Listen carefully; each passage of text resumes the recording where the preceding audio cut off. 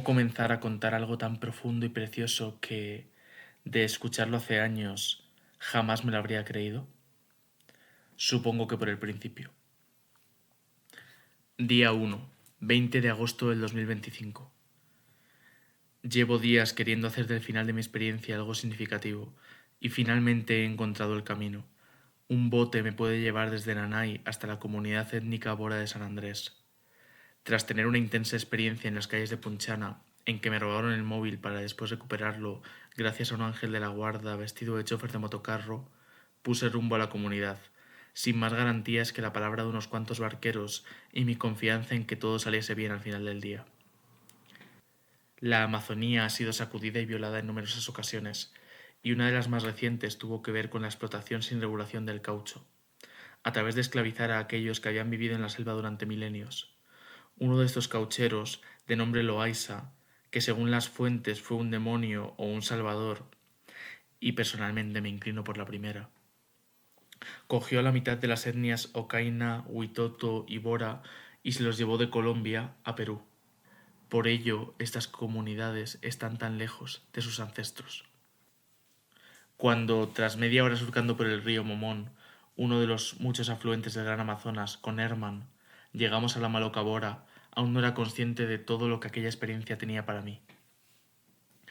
Justo al ir a su encuentro, Herman vio con un ojo de águila una víbora, muy similar a una coral, la serpiente más venenosa de la selva, y la mató, mientras nos íbamos cruzando con turistas que volvían a sus campings de lujo. Entré en la Maloca y conocí a Walter y a Darwin, y observé con escepticismo cómo todos y todas allí vestían de una forma tribal, con una corteza de árbol como falda y apenas un collar en el pecho desnudo, pues sé que no visten muy diferente al resto de nosotros. Tras intercambiar unas palabras, Darwin me llevó a su casa, la que me acogería durante los próximos días, la casa Flores Vázquez. Les pagué por mi comida y armé mi cama, una esterilla con mosquitera. No tardé en recibir una deliciosa cena en el plato, y vi que allí tenían luz gracias a un generador que no tardó en apagarse y no pudimos restaurar, así que nos quedamos ahí, sin más luz que las pilas de alguna linterna, y fui conociendo al resto de la familia. También fui a hacer mis necesidades a un lugar que estaba lleno de hormigas, con la mordedura de una ortiga, y al volver, el sueño me hizo dejar el mundo de la vigilia bien pronto. Bueno, una cosa que a destacar es que he vuelto a hacer ingeniería en mosquiteras, que llevaba sin hacerlo desde un tiempo, y es bastante mejorable, sobre todo en cómo estoy aquí dentro. Pero bueno, está cerrada herméticamente, no hay ninguna parte que me toque directamente, quitando a lo mejor en los pies, que no me voy a dormir con calcetines aunque nunca lo haga, precisamente por eso, para tener un poco extra de protección. Y tengo que dormir prácticamente del lado 100%, pero bueno, mola este toquecito de aventura.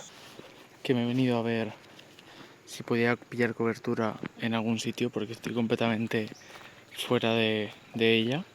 Y sí que me han entrado mensajes, pero no se han mandado los que yo he mandado. Los dos amigos con los que estaba ayer les escribí, pero no han recibido noticia mía y todo eso. Y demás, pues un poco para confirmarles que todo iba bien. Día 2, 21 de agosto de 2025. Desperté a las 6 de la mañana y el día ya llevaba rato alumbrando el cielo. Tras desayunar y conocer un poco mejor a Lucy Trigoso, la mujer de Darwin, me fui con uno de sus nietos, Cristiano, a pescar con lombrices como cebo. En las cochas de agua donde lo hicimos era fácil enredar nuestra caña con alguna rama o pescar solo hojas, y ello me pasó en repetidas ocasiones. Y, aunque Cristiano tuvo más suerte, o maña, y pescó 5 piezas, yo no conseguí nada, pero volvimos con la cabeza alta y yo me encontré algo más cercano a conocer mi lugar allí, que aún estaba difuso porque me habían acogido en su cultura, en su casa, y me estaban enseñando un mundo rico en sabiduría. Su mundo. Pero, ¿qué podía darles yo a cambio? La respuesta, cuya búsqueda me acongojaba, tardó aún unos días en aparecer. Darwin me enseñó, con un cuaderno que la pequeña Laia Gaetana pintarrajeaba a cada rato, generando repetidas sonrisas en su abuelo, algo del idioma bora, mayormente Tag de Huko y Mumbe, Aquí está, esto es un manguaré, que es como una especie de tambor. Tienen unos más grandes en la maloca. Cuando lleguen los turistas, lo tocan y entonces la maloca que está por allí, que yo voy a volver para allá, pues les escuchan y entonces vienen para acá. Haciendo por circular en estos tiempos de cambio de la mejor forma posible. Sé que en Lima podré descansar bastante y de hecho lo haré. Así que entregándome a ello, a la aventura que es la vida. Y solo eso ya requirió de mucha práctica para asentarlo, por sus particulares reglas fonéticas. También me comenzó a contar una leyenda de sus ancestros, sobre un joven llamado San Pedro que daba casi tantas vueltas como la historia, y otra que persiste a lo largo y ancho de la Amazonía, la del Chuyachaki. Aquel duende o ser protector de la selva que a veces hacía perderse a los cazadores, o se llevaba a los niños consigo, y era indiferenciable de los seres queridos, salvo por un pie en forma de pezuña, o el doble de grande que el otro. Mientras me la contaba, sentí un escalofrío, pues nada difícil es creerla, rodeado del sinfín de sonidos de la selva. Además, cada versión de esta historia es muy distinta, acaso mostrando la riqueza de los saberes orales de la Amazonía, que solo he conocido en superficie. Reviviendo la leyenda del acueducto de Segovia, tuve que ir a por agua a una poza a 10 minutos de la casa, y no fue una vuelta para nada fácil con el cubo en el hombro. Entonces pusimos rumbo a su lugar de trabajo, La Maloca. Cuando comenzaron las evangelizaciones en el Amazonas, boras, ocainas y huitotos no eran clanes distintos, sino acaso tenían roles diferentes, pero sin deseo de entendimiento y distintos idiomas, los españoles generaron la separación, porque los boras no tenían las orejas ni los rostros perforados. Históricamente, la mayoría de los comuneros vivían en una casa formada por resistentes troncos y hojas de palmera llamada maloca, que contenía un mambuaré o tambor para comunicarse con otras, pero actualmente estas han quedado relegadas a lugares para las fiestas, y uno de los efectos del colonialismo es que viven ahora en casas separadas. La maloca era donde nos habíamos encontrado el día anterior, pero ya no eran simples extraños, y me explicaron que aquella comunidad vivía del turismo. Como había sucedido el día anterior, un gran grupo de turistas entró en la maloca y los boras, tras una breve introducción del guía, hicieron unos bailes simplificados que me supieron a poco. Después, de forma opcional, vendían su artesanía a los allí presentes: cerbatanas, arcos, calabazas con dibujos increíbles, pulseras de ayahuasca y semillas, cuadros hechos en corteza y una lista infinita de creatividad expresada a través de sus manos. Allí conocí la historia de Rafael Flores, el fundador de aquella comunidad, y pude ver en los ojos de sus hijos el respeto y amor que aún sentían hacia él cada vez que lo nombraban. A la vuelta me contaron que allí apenas podían tener chacras o zonas de cultivo, pues en la época de crecidas del río gran parte de su pueblo se inundaba sin que pudiesen hacer nada por evitarlo, por lo que no podían autoabastecerse de la tierra como otras comunidades suelen hacer, y apenas podían pescar. Cuando cenamos pusieron la tele y, viendo el fútbol, conocí que aquella familia estaba muy unida al deporte y que muchos de ellos se habían conocido a través de él o sentían un fuerte vínculo por lo que había significado para ellos jugarlo. Esa noche sentí a Darwin algo abstraído y cuando se fue a dormir me dijo que no había descansado bien por la tos, que mañana me contaría más cosas. Creo que fue ahí cuando pude humanizarles y romper con otro de los estereotipos de humanos de la selva, junto el de que no usan el móvil o que no tienen contacto con el mundo exterior, pues vi que sencillamente había tenido un mal día y quería llegar a la cama. Tras ir a un retrete que parecía tener siglos de historia y coger algo de cobertura para dar señales de vida, pude despedirme del resto de la familia, de Melissa, de Priscila y de Micaela, y caí en la cuenta de que los 8, 7 sin mí, vivían como mis padres me habían contado en su infancia. Bueno, no sé qué bien que he hecho hoy con la mosquitera, pero está mucho peor que ayer. Es más incómodo, no puedo estirar todo el cuerpo. Hay un punto en el que le he dado tanto poder a Ruta Inti que a veces, cuando tengo que hacer las cosas por mí solo, y más en un momento como ahora, es decir, después de la propia ruta, todavía sin haber pisado mi casa y demás, todavía me falta conectar con mi autonomía. Y me he enterado de que pues Hernán y Jaume fueron a buscarme. Joder, qué bonito, ¿no? En plan, claro, se preocuparon porque vieron la noticia, no escogía las llamadas, no tenía cobertura en el móvil y fueron de vuelta. Y eso me pareció un gesto precioso por su parte, la verdad, que aprecié un montón, me he dado cuenta hoy.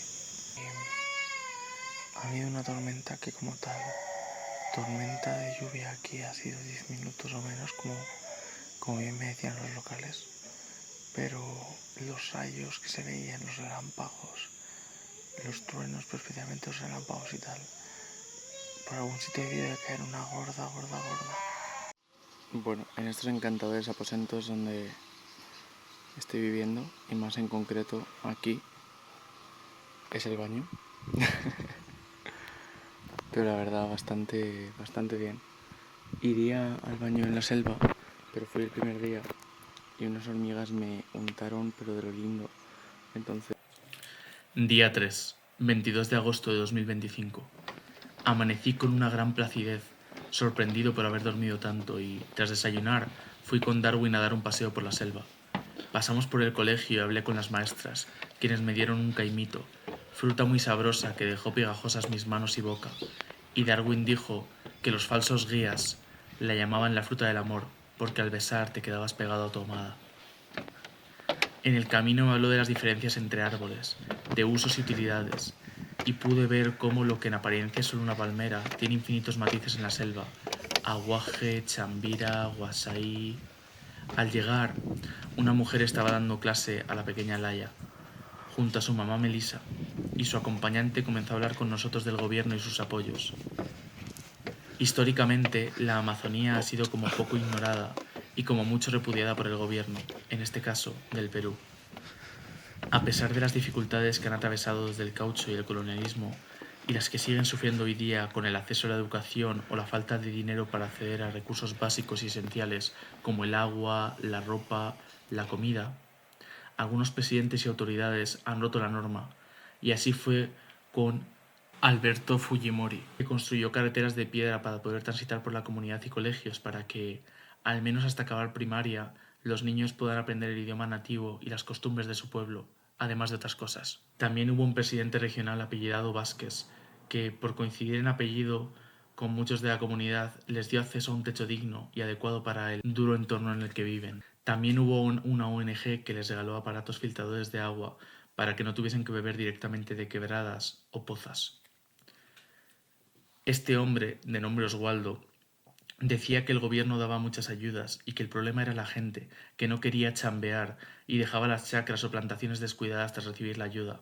Yo no he visto a gente más trabajadora que ellos, así que lo pongo en duda. Después, Darwin me siguió contando la historia de San Pedro, que parecía no tener final mientras el joven iba a cerbatana en mano, asestando golpes mortales a todo el que se cruzase por su camino. Incluso mató y se comió por error a su madre, y solo el último día me concluyó su historia, diciéndome que llegó a un cerro en un acantilado, que lo dejó maravillado y se quedó ahí, por siempre.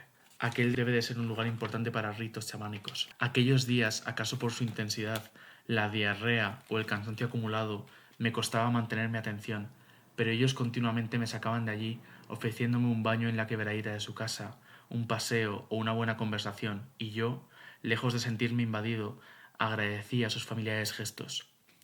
Entre todo este cansancio, cuando parábamos en la sala principal de la casa, observé con cierta nostalgia cómo todos, abuelos, hijos y nietos, dejaban sus quehaceres para entrar en el mundo de la más pequeña, Laia. Ella aún no sabía hablar, pero su risa rellenaba cada recoveco del hogar, y cada cual jugaba con ella de una forma distinta. Tiempo del caucho. Que a menudo acaba llevando a Julio César Arana, ahí presente. Sus abuelos la cogían y se reían con ella. Su madre hacía malabares para estar siempre a su lado, y sus primos, especialmente Micaela, le cantaba canciones como la de René la Rana. Parece que eso de que las nuevas almas unen a las familias es algo universal. Por la tarde, antes de almorzar, Darwin me llevó al albergue que tenían en la comunidad y quedé impactado por su envergadura, mayor a la del propio pueblo. Este contaba con un puente colgante que caminé con cuidado. tirolinas, una piscina y toda clase de instalaciones construidas en lo alto para protegerse de la época de crecidas. También me contó sobre su artesanía preferida, la de pintar cuadros en la corteza del árbol OG, y me enseñó de dónde sacaba los distintos colores, todos de forma natural. El huito para el negro, el achiote para el rojo, el misquipaga para el morado, el machimango para el marrón, salvo el azul, para el que empleaba témperas. Y me llevó a un lugar que llevaban horas anticipándome, el renaco, un árbol que estaba conformado por cientos de fuertes raíces que hacían incluso sencillo su ascenso y, aunque no soy muy dado a la escalada, me lancé hasta subir unos 8 metros, confiando cada vez más en mi cuerpo y en aquellas robustas ramificaciones. La bajada, por otro lado, fue mucho más vertiginosa y quedé bloqueado en una zona, hasta que Darwin cortó una rama y la usó como escalón para ayudarme a descender. Cuando vuelva, sé que llegaré más alto. Me han comentado ya varias veces de 3 italianos que estuvieron por aquí, que subieron hasta arriba. Esto me manda es que necesito confiar más en mi cuerpo. Esto es la salvajarme al final, ¿no? que buscaba, que es tratar de hacer esto y tratar de dejar mi mente atrás, que a veces tiene mucho que decir, pero en este caso es verdad que el árbol era muy seguro y simplemente tendría que haber visto una mejor forma de escalarlo. Dicho queda. Después, con el susto aún en mi cuerpo, Darwin se fue a la maloca y yo volví a San Andrés caminando. Allí Lucy estaba haciendo el almuerzo y me ofrecí al menos a abanicarla con mi paipai africano, aprendiendo por el camino una nueva palabra, okaporto.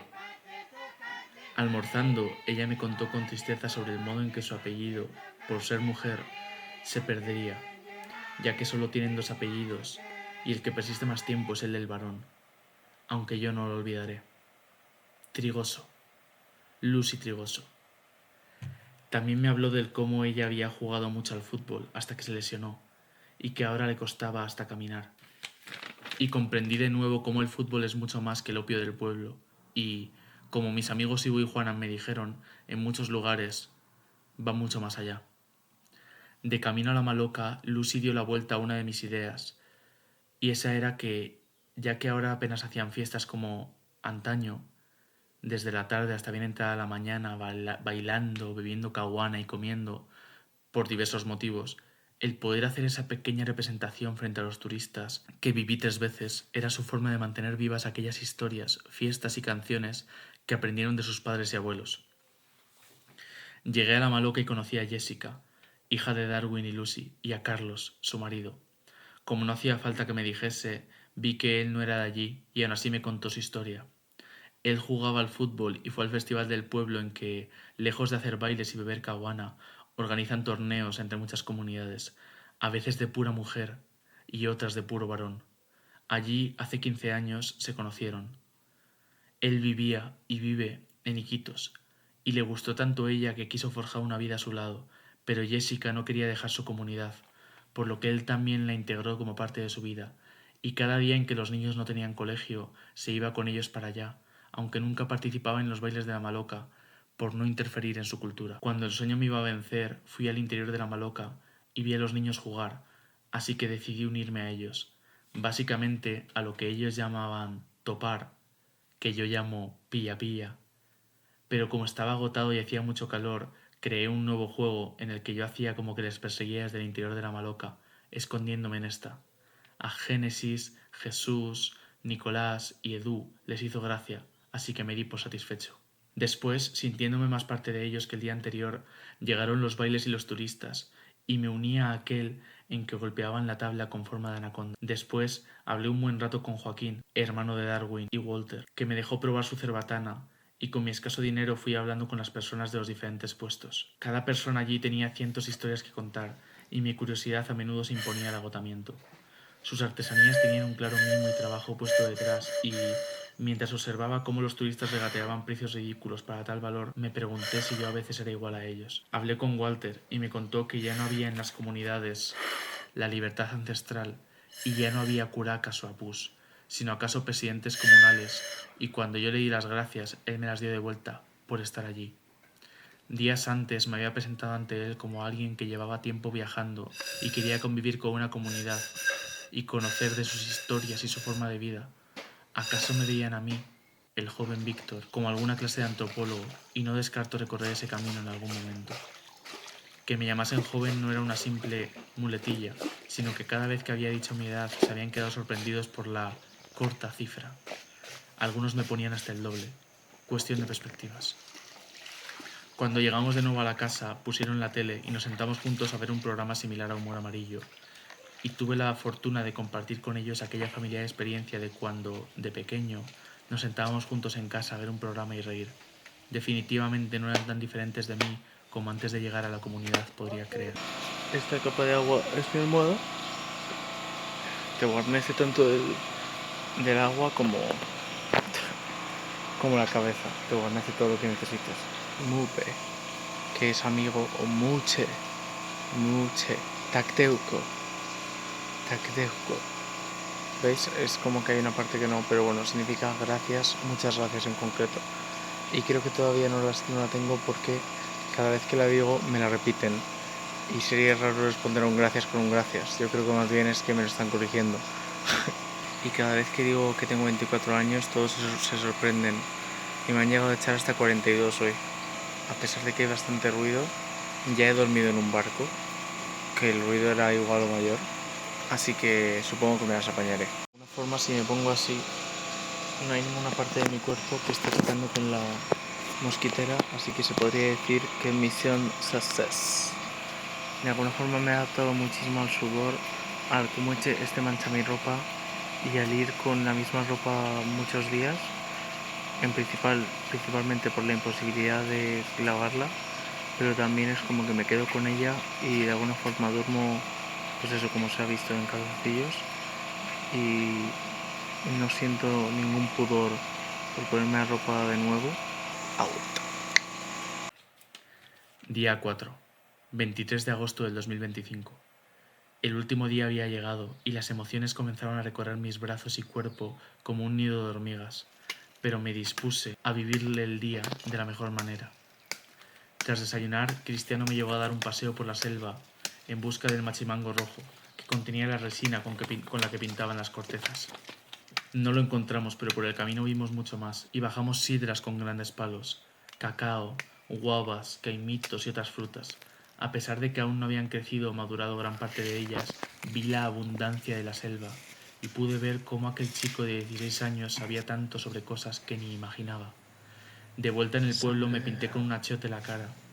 Me habló de su pequeña chacra, cortó un bambú que producía los sonidos de una flauta y cogimos, para posteriormente comérnoslo, suri de un aguaje.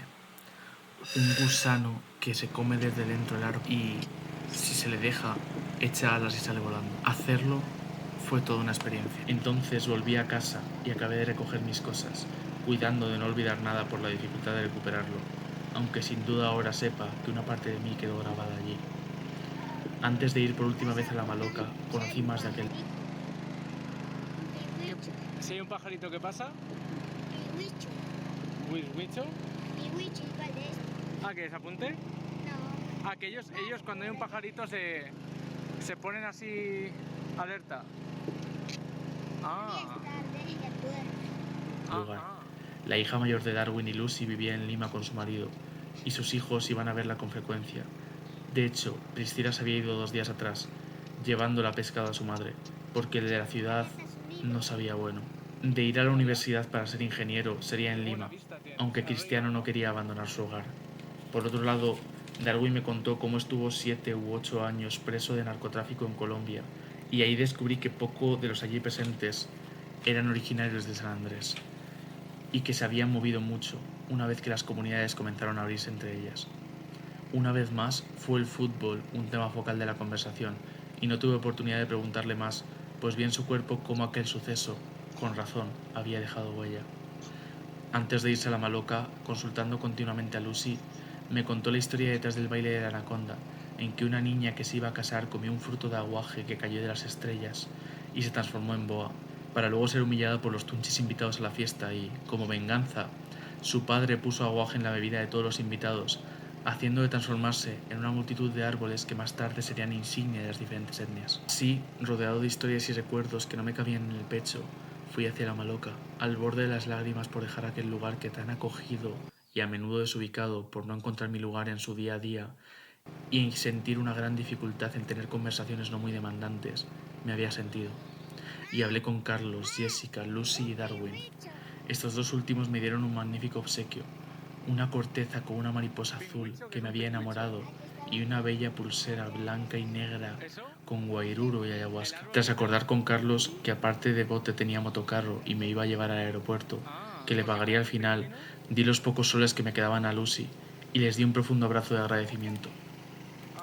Entonces fui a jugar al escondite inglés y toda clase de juegos con los niños, conociendo además a Nathaniel y Rafaela, y nos divertimos mientras me preguntaban cosas, y observé lo fácil que es conectar con ellos a través del juego. Darwin me llamó y nos despedimos con un tagdejuco y un nuevo opejuco, además de un abrazo, y me dijo que cuando volviese, si no estaba con Dios, me estaría esperando, pero que volviese. Entonces me llamó Lucy, queriendo una foto de mi paipai para hacer algo similar con corteza de árbol, y se lo di, pues ella lo iba a usar mejor y yo siempre podía comprar otro. Me sorprendió que, para decir de nada, solo había que decir y tras quedarme sin ideas con los niños, llegaron los turistas, con un guía que esta vez sentí más cercano y acabé conociendo como Giancarlo, de la etnia Kukama. Bailé una vez más entre manos que se debatían por estar a mi lado, sonriendo, comprendiendo un poco más qué significaban esos bailes en la maloca. Me lo he comido vivo y he visto cómo tenía pincitas y digo, me va a comer. O sea, me ha pegado un bocado que entonces me lo he comido como súper rápido. Contentísimo de haber hecho esta experiencia finalmente. Qué calor hace. Siento como si eso que hubiese dicho de que en la selva no hacía tanto calor, bla, bla, bla, bla, bla, bla, bla. Es verdad que se pasa frío a veces por la noche, pero creo que me está volviendo y me está dando una colleja por la espalda brutal. Porque me estoy pasando un calor estos días increíble.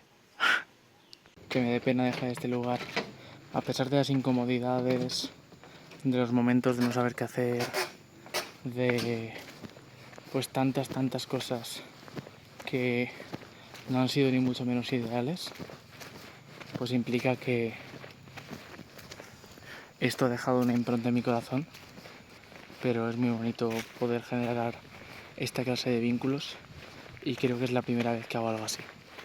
Opéjico. Creo que lo que más me enternece el corazón de esta experiencia es que me hayan abierto la puerta a su casa de una forma tan desinteresada y el joven Víctor ha de volver a casa. Estaba acomodando un poco de prisa para llegar a la maloca y de pronto he dicho, espera, porque esta es la última vez que voy a escuchar el sonido de la selva, quién sabe en cuánto tiempo. Mi intención desde luego que va a ser no tardar demasiado en volver, pero no puedo saber por qué derroteros me va a llevar el camino de la vida, con lo cual escuchar este ruido envolvente que te abraza y que en realidad poco tiene de ruido es mágico.